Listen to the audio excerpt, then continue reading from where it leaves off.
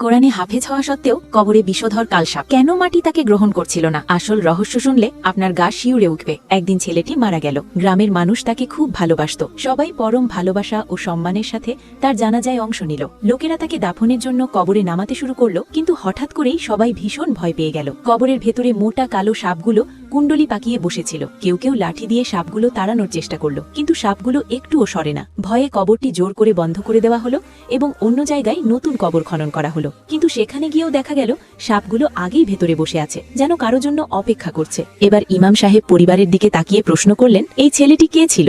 সে কি এমন ভুল করেছে? এই কথা শুনে ছেলেটির বাবা অঝরে কাঁদতে শুরু করলেন। তিনি বললেন, হুজুর, আমার ছেলে কোরআনে হাফেজ হওয়া সত্ত্বেও কোরআন ভুলে গিয়েছিল।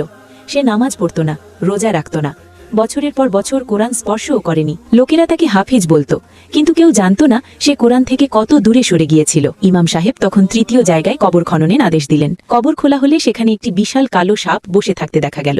ইমাম সাহেব বললেন, ওকে এখানেই কবর দাও। মৃতদেহটি ভেতরে রাখার সাথে সাথেই সাপটি উঠে এসে দেহের উপর আক্রমণ করল। লোকেরা ভয়ে কবরটি শক্ত করে বন্ধ করে দিল এবং দ্রুত নিজেদের বাড়িতে ফিরে গেল। সেই রাতে ইমাম সাহেব গ্রামবাসীদের বললেন, যে ব্যক্তি কোরআন থেকে দূরে সরে যায়, নামাজ ছেড়ে দেয় আর দিন ভুলে যায়, তার পরিণাম এমনই হয়।